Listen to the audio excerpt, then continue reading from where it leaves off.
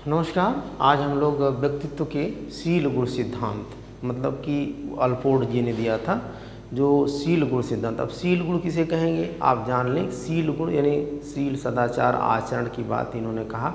जैसे आप देखें कि सिगमंड फ्रायड जी जो थे व्यक्तित्व के सिद्धांत की बात किए तो उन्होंने मनोविश्लेषणात्मक सिद्धांत की बात की, जो है साइको एनालिटिकल थियरी की बात की कि मन के आधार पर मन का विश्लेषण करके व्यक्तित्व का वर्गीकरण किया कि जो इड ईगो सुपर ईगो। और वहीं सेल्डन जी और फ्रेशनर जी जो है शरीर रचना के आधार पर कि लंबा होगा, नाटा होगा, आयताकार होगा, सुडौलाकार होगा, उस आधार पे जो है व्यक्तित्व का वर्गीकरण किए कि उस आधार पे शरीर रचना के आधार पे।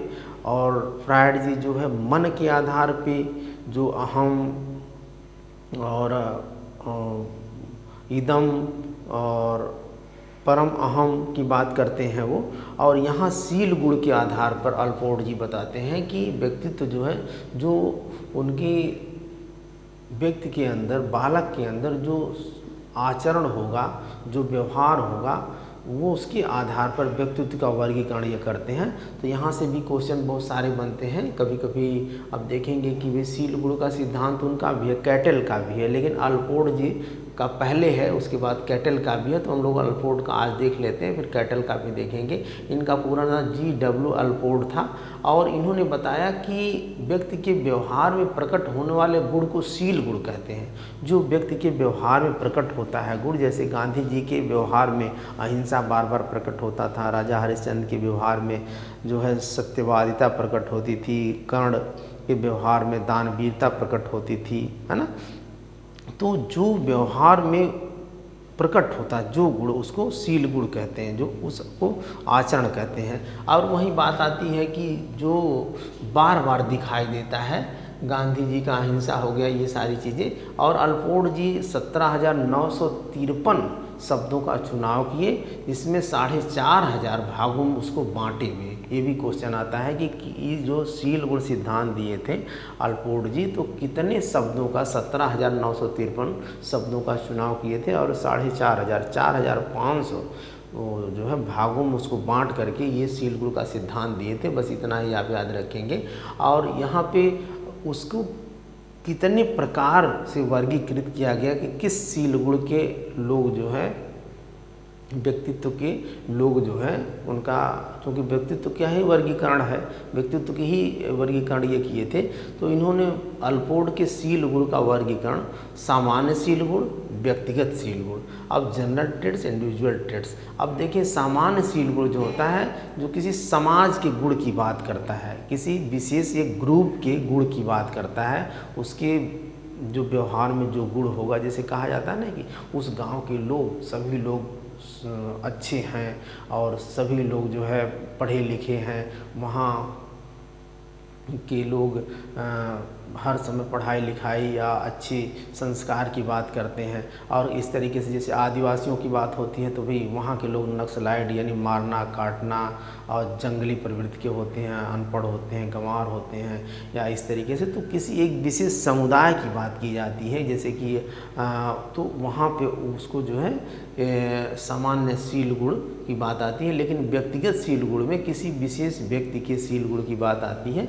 और यही व्यक्तिगत शील गुण जो है अल्पोर्ट का जो शील गुण का वर्गीकरण 2 भागों में किया था, लेकिन कहीं कहीं आप देखेंगे अल्पोर्ट के शील गुण का वर्गीकरण 3 भागों में भी मिलता है। यही जो व्यक्तिगत शील गुण के प्रकार हैं, इसी शील गुण का प्रकार में आपसे क्वेश्चन बनते हैं। यही मुख्य है आपका, जिसमें मुख्य शील गुण व्यक्तिगत शील गुण के प्रकार के जो होंगे 3 प्रकार के होंगे। ये मुख्य शील गुण, केंद्रीय शील गुण, गौण शील गुण या द्वितीयक शील गुण, या इसको मुख्य शील गुण को कार्डिनल ट्रेट्स कहते हैं, केंद्रीय शील को सेंट्रल ट्रेट्स कहते हैं, गौण या द्वितीयक शील गुण को सेकेंडरी ट्रेट्स कहते हैं। इसे ही आप ध्यान से समझ जाएंगे कि जो है मुख्य शील गुण क्या होता है। अब मुख्य शील गुण आप देखेंगे कि वह शील गुण यानी वह आचरण, वह व्यवहार ऐसे जो व्यक्ति के व्यवहार में चाहे अनचाहे दिखाई देता है। व्यक्ति जैसे नेचर का है वह उसको चाहे अनचाहे वो दिखाई दे देगा। उसे शील गुण को जो है मुख्य सील गुण कहते हैं, जो है कार्डिनल ट्रेट्स कहते हैं, और यह व्यक्ति के व्यवहार के सभी पक्षों में पाया जाता है। अब जैसे महात्मा गांधी का अहिंसावादी होना, और राजा हरिश्चंद्र का सत्यवादी होना, और श्रवण कुमार का माता पिता के भक्ति यानी सेवा करना, तो वह सील गुण जो है, वह व्यवहार, वह आचरण उनके व्यवहार के सभी पक्षों में पाया जाता है। यह सील गुण सीमित संख्या में पाए जाते हैं, ये भी आप देखेंगे, और यह गुण जो है अन्य गुणों पर अधिकार जमाते हैं, क्योंकि यह मुख्य सील गुण होता है। इस गुण के आधार पर व्यक्ति का व्यक्तित्व सामने आता है। जैसे गांधी जी की बात आती है तो लोग कहते हैं गांधी जी अहिंसावादी थे, ठीक है, एकदम उनका। राजा हरिश्चंद्र की बात आती है, लोग कहते थे कि राजा हरिश्चंद्र सत्यवादी थे, सत्य के वे अपने राजपाट को छोड़ दिए, बीबी बच्चे को त्याग दिए, एक तरीके से जा कर के श्मशान घाट पे उस राजा होते हुए, मतलब कि सत्य के आगे वो झुके नहीं, मतलब सत्य की ही बात माने, चाहे कुछ भी हो गया लेकिन वो झुके नहीं। तो इस तरीके से हिटलर में आक्रामकता का गुण हो गया, रावण में जैसे अहंकार का गुण हो गया। तो ये होता है कि यह जो सील गुण होता है इसको मुख्य सील गुण कहते हैं। उदाहरण के लिए महात्मा गांधी में अहिंसा का गुण, रावण में अहंकार का गुण, हरिश्चंद्र में सत्यवादिता का गुण, हिटलर में आक्रामकता का गुण, श्रवण में माता पिता भक्ति का गुण, और कर्ण में दानवीरता का गुण।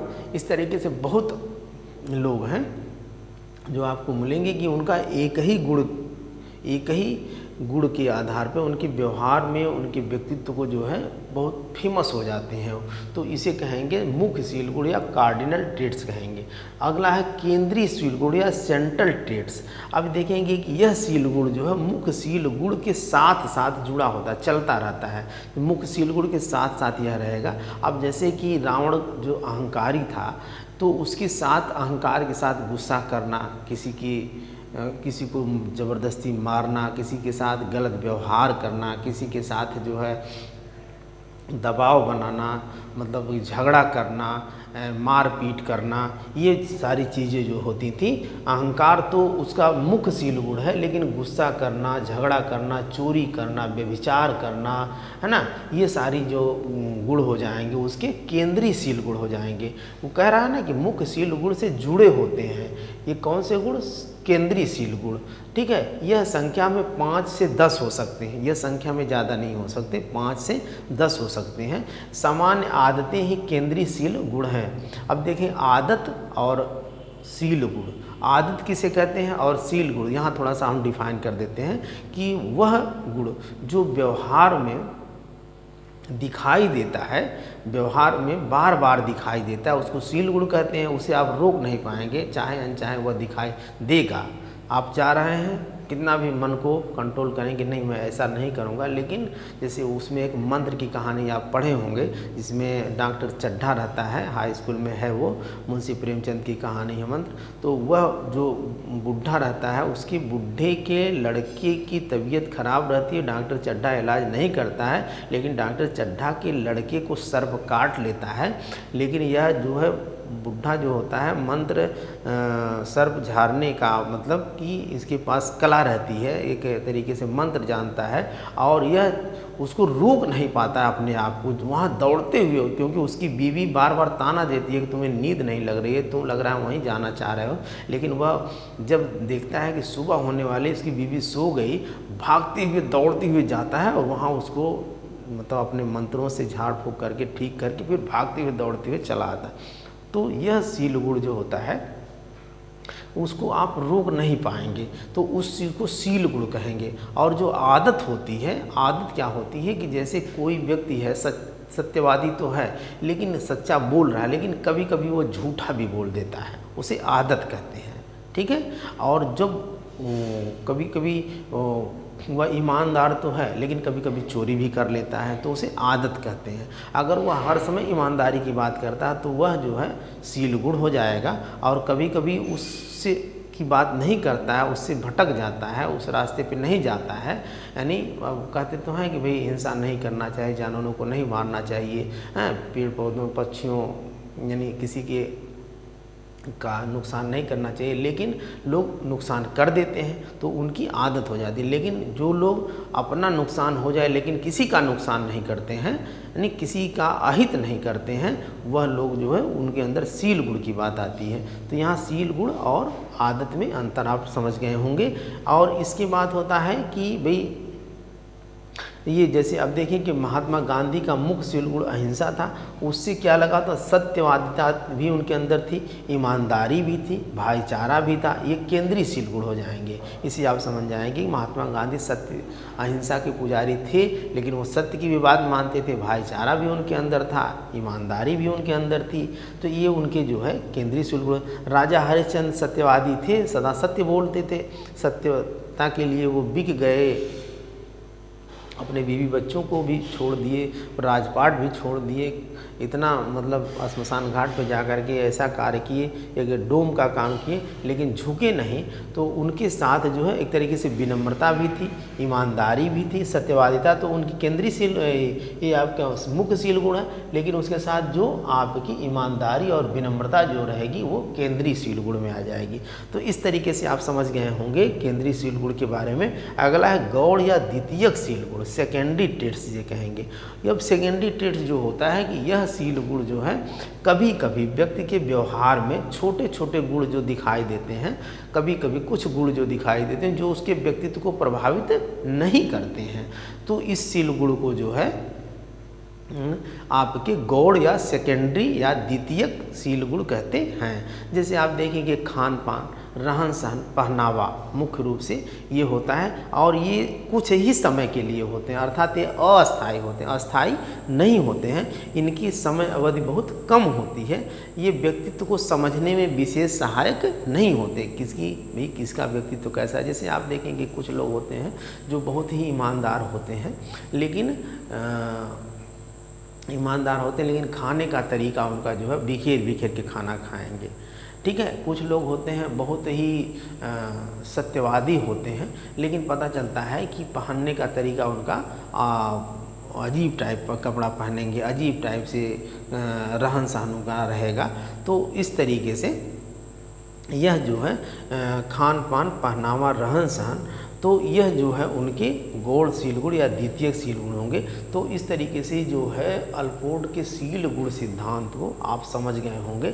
और इसी सिद्धांत को आगे जो है कैटल जी ने बताया था, उन्होंने भी कैटल जी ने एक 16 PF सारणी दिया था इसी के आधार पे, तो उसे हम लोग आगे देखेंगे। आज का यही, चूँकि यह भी अपने आप में बड़ा महत्वपूर्ण है, जितनी भी शिक्षक पात्रता परीक्षाएँ हैं उसके लिए आप इसे ध्यान से देखेंगे, जहाँ जहाँ से भी क्वेश्चन बनते हैं उसे टच करेंगे, और वे लाइक करें, सब्सक्राइब करें, और इसी के साथ समाप्त किया जाता है। धन्यवाद।